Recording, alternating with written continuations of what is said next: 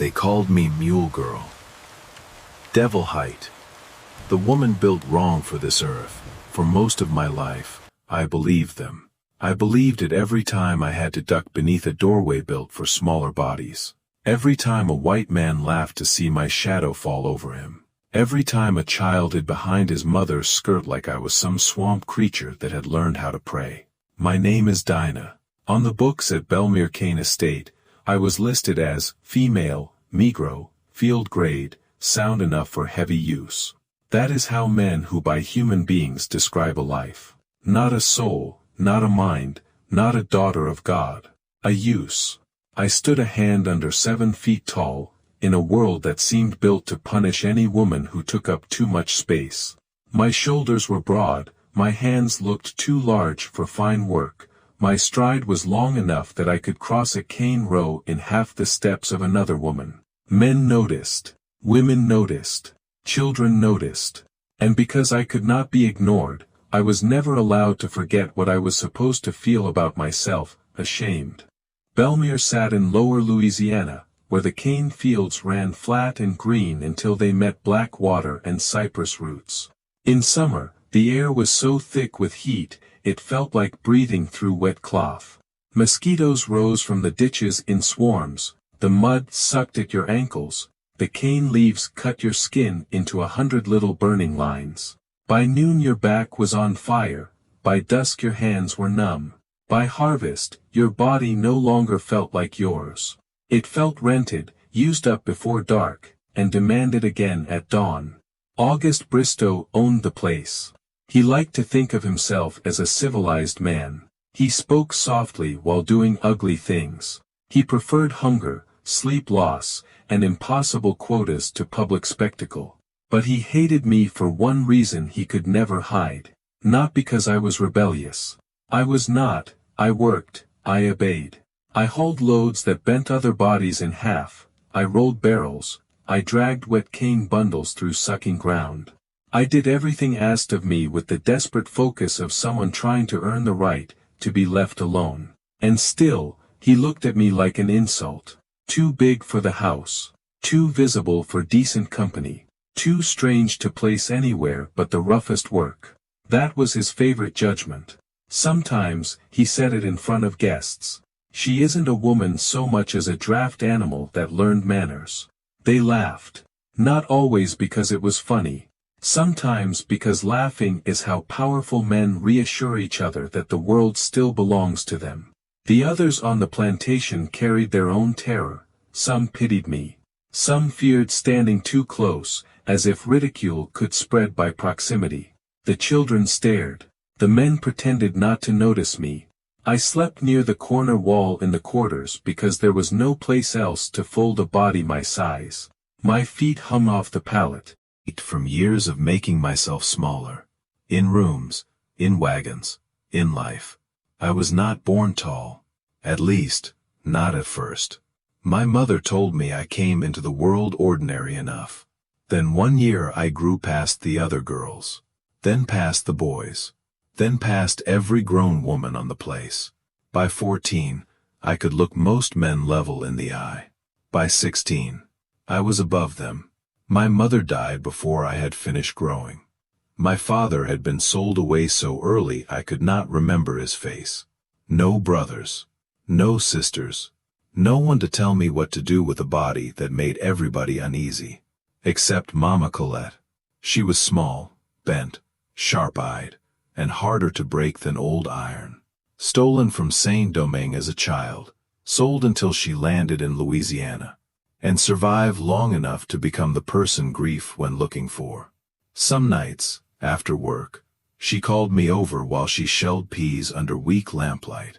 In the places my grandmother spoke of, she told me once, a tall girl would have been watched carefully. I laughed without humor. Mocked carefully, you mean? She clicked her tongue. No. Watched for what she was meant to carry. That is what this world uses you for, she said. That is not the same as what God shaped you for. I wanted to believe her. But belief is hard work when every day arrives with fresh evidence against it. Then came the season the Gulf would not stay quiet. It was 1853. The summer had run strange from the beginning.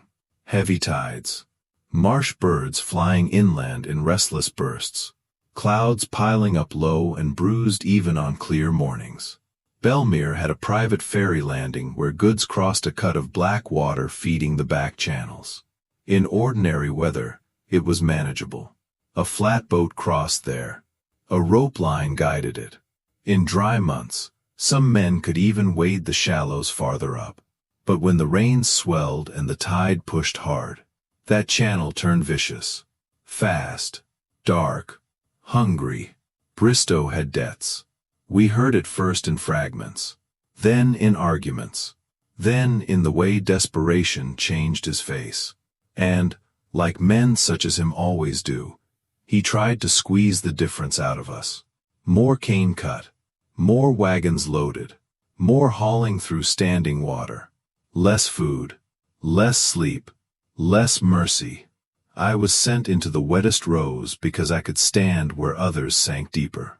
Sent to lift casks because I could raise what took 2 men to budge. Sent to clear drainage ditches because my reach let me drag reeds and broken boards from the mud. My difference, which made me a joke in dry weather, became valuable whenever brute force was needed. And still he despised me.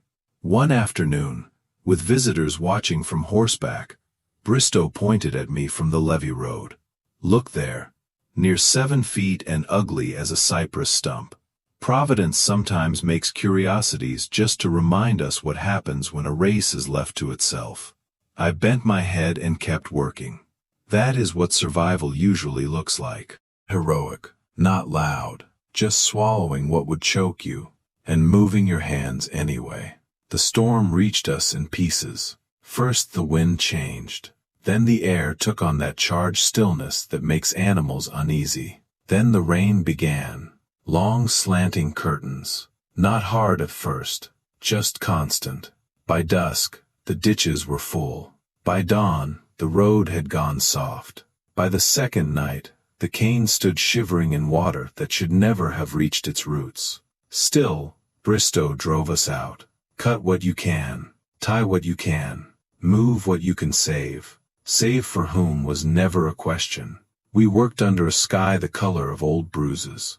Water climbed from ankle to shin. To me, the drivers shouted over the wind. Wagons bogged. Mules balked. Lightning broke so close one strike lit the whole field wide enough for me to see every terrified face at once. By the 3rd day, the lower quarters were taking water. Children were lifted onto cots. Bundles moved to lofts. Pots and blankets stacked higher. The rain hit the roof so hard you could not hear a person pray beside you. That afternoon, one of the men from the landing came running through the yard, soaked and wild-eyed. The outer berm is eating away. Even Bristow went pale. Belmere had an earth levee where the high water pressed nearest the estate. Nothing grand, just enough timber and packed mud to hold back an ordinary flood. But nature does not respect words like ordinary. Near evening, the first section gave. Not the whole line. Just a groan, a slump, and then a rush of brown water tearing through like a beast finding a gap in a fence. People shouted all at once. The yard lost all order. Women grabbed children. Men ran for livestock, then abandoned them. Chickens burst under carts. A mule screamed somewhere behind the mill house. Into the big house. And for one raw moment, the rules of the plantation cracked. White and black, owner and owned. Field hand and cook. Everybody ran for height. By full dark, the lower floor of the house was packed with soaked bodies. Water pushed under the doors. Chairs floated. A Bible drifted face down through the hall like a dead fish. Bristow paced between the gallery and the stairs, trying to sound like a commander while the world removed command from his hands. Outside, the yard had become a moving sheet of black water. The road was gone. The cane fields were gone. The quarters were half underwater. The cook shed leaned like a drunk. And the ferry landing, our nearest way toward higher ground, was nearly swallowed. Then one of the stable boys saw it. An uprooted cypress had driven sideways into the channel near the old landing. Its crown was tangled in the far bank brush. Its trunk angled back toward us, not quite touching our side, held just off reach by wreckage and current. Close enough to matter. Far enough to kill anyone who misjudged it. Secure a hawser to that trunk, people might pull themselves through the deepest water and reach the rise beyond the landing. If Bristow seized on the idea like a drowning man grabbing rumor. We need a line on that tree. Immediately. A coil of rope was dragged from storage, thick as a wrist and heavy as sin. Who can make the crossing? No one moved. The current was too fast, too deep, too full of broken planks, fence rails, maybe snakes, maybe worse. I'll pay, Bristow shouted. I'll write freedom papers. He stopped. Because paper means nothing if the water breaks your neck first. I looked at the cypress. Then at the flood line on the gallery post. Then at the shoulders of the men around me. Then back at the channel. The answer came cold and clear. What drowned another person might only rise to my chest. What swept them away might not lift me if I kept my footing. My arms were longer. My weight was greater. And for the first time in my life, the thing everyone hated about my body fit the shape of the problem exactly. I can go. The room changed when I said it. Bristow stared at me like necessity itself had insulted him. You. Yes. You're a woman. I am taller than any man in this house, I said. And heavier. And I do not have to swim the full cut if I can stand where the rest of you cannot. He hated every word, because every word was true. Mama Colette caught my wrist. Don't let the water rush your mind, she said. They gave me the hawser. A shorter line. And a hatchet with a split handle. I stripped off my heaviest outer cloth. Rain ran down my arms.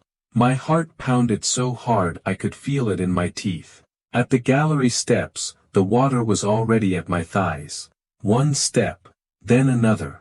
The yard was gone beneath the surface, so every stride became a question asked with the foot. Ground. Hole. Broken board.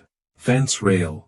The current shoved at my knees, then my hips, then my waist.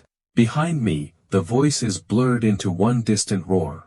I kept the rope high over one shoulder and angled my body sideways to the current. Mud gave under my feet, then held. Something slammed my calf. A plank. I kept moving. By the time I reached the torn edge where yard became channel, the water was at my chest exactly as I had guessed. For anyone smaller, it would have been the end already. The push there was terrible. It did not feel like water anymore. It felt like a team of men throwing their full weight at me from the side. I took a step and slid half of it back. Took another and found nothing beneath me. For one blind second, I thought, so this is how I leave the earth. Then my foot struck something solid. I drove downward with all my weight. My head broke the surface. Stand. Breathe. Step again. The cypress was closer now, bark black with rain. Roots torn and clawing at the far bank. Wood grinding against wood every time the current shifted it. Not stable. Not permanent. A brief mercy, if it held. I made the far side on shaking legs, and crawled the last yard through mud, because standing felt too slow. When I reached the trunk, I saw the real problem. It was strong enough to carry people. But the near end still floated too high, held up by a jam of branches and broken fencing. Even with the rope fixed, some would never reach it unless I lowered it first. I wedged my shoulder against one branch and pushed. Nothing. I changed angle, pulled instead. Crack. Not enough. I used the hatchet with the weak points showed pale beneath wet bark. Chop. Pry. Pull. The branch tore loose all at once, and flung me sideways into the roots. Pain shot through my shoulder. Every branch I broke lowered the trunk another inch toward salvation. So I kept going. Some branches gave to steel. Some gave to leverage. Some gave because I wrapped both hands around them, planted my feet, and used the full ugly strength of the body I had spent half my life apologizing for. Wood split. The cypress groaned. The near end dropped. Again. Again. My palms opened in blisters. A splinter drove beneath one thumb. Blood mixed with rain. Still I worked until the trunk settled low enough for a desperate person to lunge, catch, and pull up. Then I fixed the hawser. Around the trunk twice. Through a fork. Pulled hard. Nodded back. Tested with everything left in me. It held. When I turned back toward the house, the crossing looked longer than before. Of course it did. I had spent my strength getting there. I did not have the luxury of rest. I took the secondary line and went back into the water. That return was the worst thing I have ever done. Not because it was farther. Because it was the same distance, in a weaker body. My legs trembled. The current found every bruise, every cut, every crack in my resolve. Once I slipped deep enough that water crashed over my face and dragged the line from one hand. But exhaustion can become a kind of purity. When you are too tired for pride, for anger, for memory, only the next movement exists. Step, brace, breathe, pull, step again. Hands seized my arms when I reached the gallery. Someone threw a blanket over my shoulders. Mama Colette's hands were on my face, then my arms, checking for blood. Listen to me, I forced out. The line is fixed. The trunk is lower. Move one at a time through the deepest push. Hold the rope high. Tie the children. For the first time in my life, August Bristow looked at me with stunned dependence. You truly secured it. Rain ran off my chin. No, I said. I took a midnight stroll for pleasure. Even half frozen. I found the strength for that. The crossing began with the strongest field hands. They hunched over the hawser, arms straining, boots slipping, then hauled themselves to the cypress and across toward the rise. One man slipped to the shoulders. Another lost a shoe. A third struck the trunk hard enough to split his lip. But they made it. Then women. Then older children. Then the smallest, tied with cloth and secondary rope, passed between steadying hands, crying too hard to understand they were surviving. I should tell you I rose, and led them all. I did not. My body shook so violently by then that Mama Colette and one of the Coopers had to keep me upright against the gallery post between crossings. I shouted instructions when panic rose, pulled one woman back from stepping in too early, dragged a boy higher when the current nearly took him before his turn. But for much of that night, I watched, half collapsed, while the thing I had made possible slowly carried other lives out of reach of the flood. And it was enough. It had to be enough. Hours passed that way. The house groaned. Furniture slammed below. Water climbed the staircase. The lamps died one by one, until lightning did most of the scene for us. Near dawn, only a handful remained on our side. Me, Mama Colette, two boys from the mule shed, Bristow, and his overseer, who had lost all his swagger and most of his color. The overseer went next and barely made it. Then the boys. Mama Colette gripped my hand before she stepped into the water. You were never made wrong, she said. I tried to answer. Nothing came. She nodded as if silence counted, then crossed with a steadier heart than men half her age. That left me, and August Bristow. The water on the gallery floor was nearly to my knees. The house made a cracking sound deep in its frame that no person who hears it ever forgets. You first, I told him. He looked at the current, then at the line, then at me. Come with me. The request sounded like humiliation in his mouth. I can. No, he snapped. I do not need carrying by one of my own field women. Even then, even there, pride can keep wicked men company longer than reason. He grabbed the line and stepped out. The first few feet he managed by pure terror. Then the current hit him where the yard dropped away, and his body told the truth his pride had denied. He was not strong. He was not practiced. He was not built for this. His arms began to shake. His feet skidded. He lurched sideways, recovered, then slipped again. "Lean into it," I shouted. Halfway to the trunk, his hand slid off the hawser. He caught it once more, then his foot went out from under him, and the current folded him away like wet paper. He surfaced once. Help! Then the water dragged him sideways off the line. There are moments when a whole life narrows to one unbearable choice.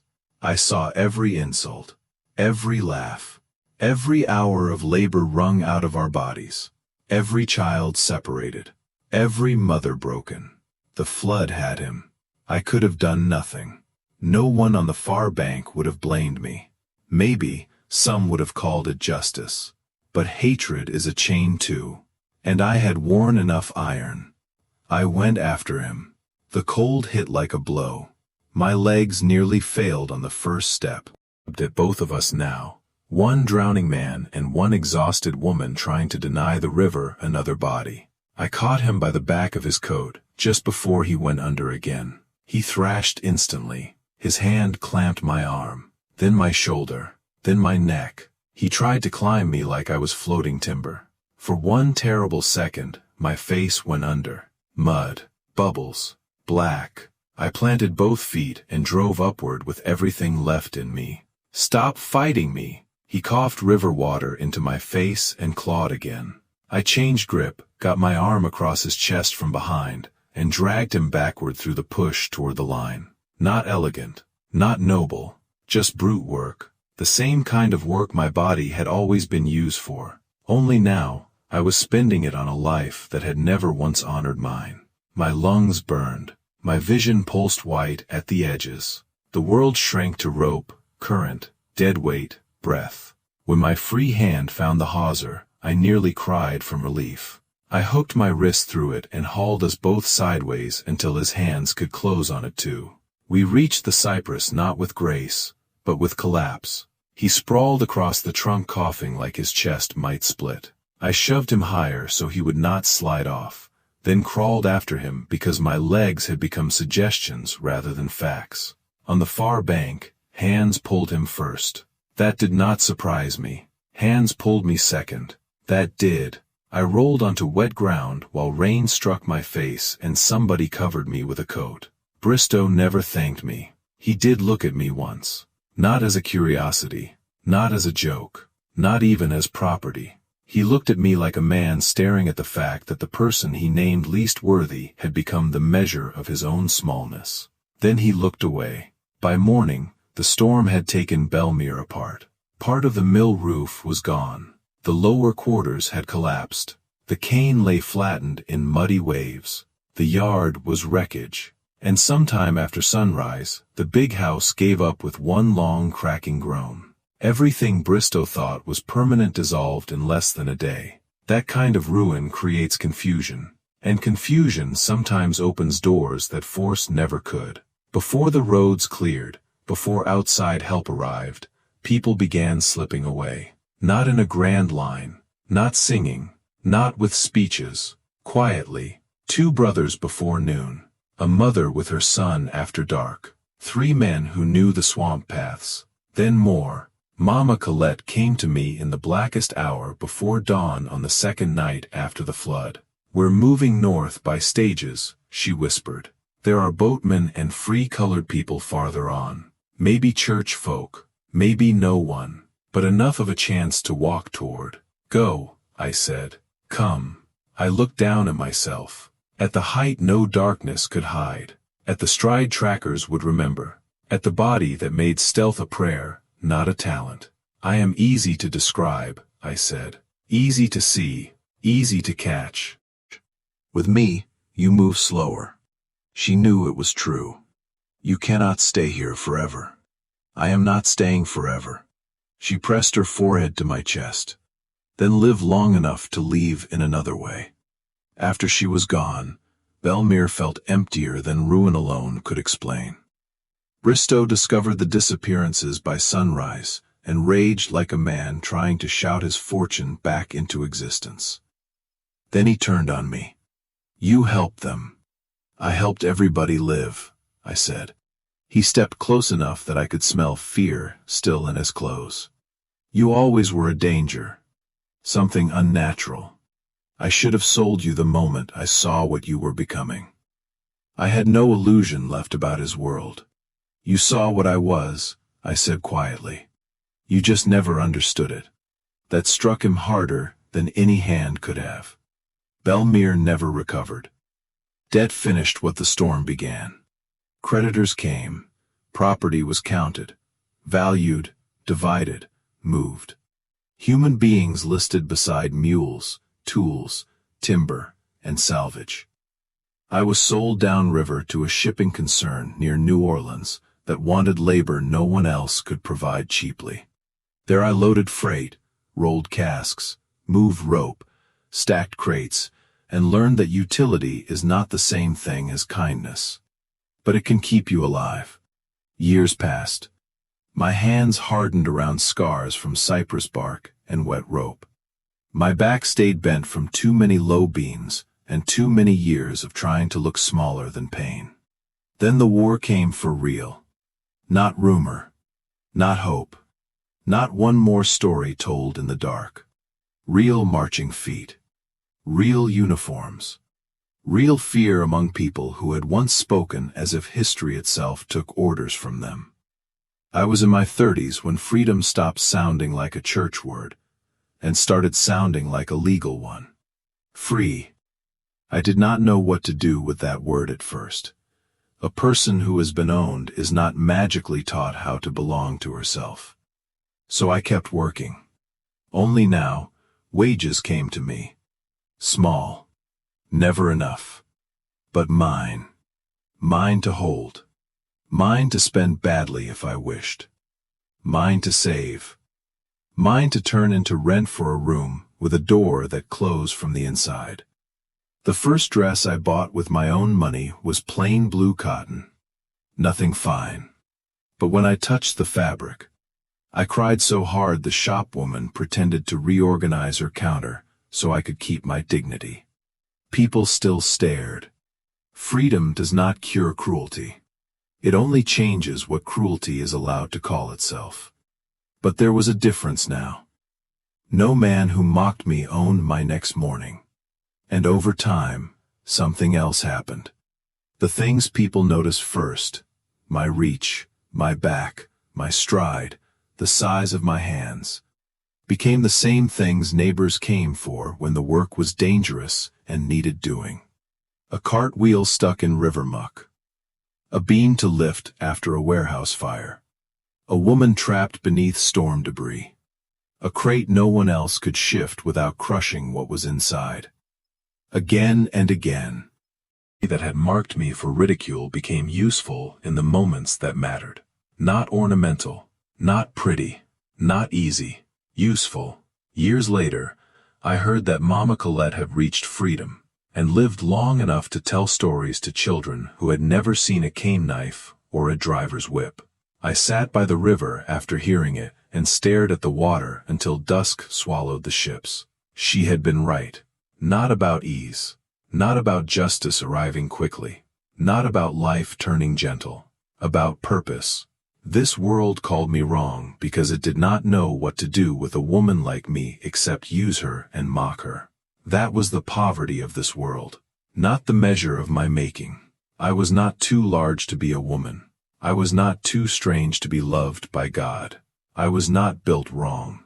I was built to endure what smaller hearts could not. Built to carry what the moment demanded. Built, on one Blackwater night in Louisiana, to stand where no one else could stand, and hold on long enough for other people to live. They called me Devil Height, but when the water came, it was my body, not their judgment, that told the real story. And the name I kept for myself after freedom was not the one August Bristow used. Among the people who knew what happened at Belmere, I was called Tall Mercy, not because I was gentle, not because the world had been gentle with me, Because on the night I had every reason to let cruelty drown, I chose not to become it. That choice did not erase what was done to me. It did not redeem the men who profited from our suffering. It did not fix the dead or return the stolen years. But it kept one thing alive that slavery was built to kill: my humanity. And in the end, that was the one possession no flood, no master, no ledger, and no nation had the right to take from me.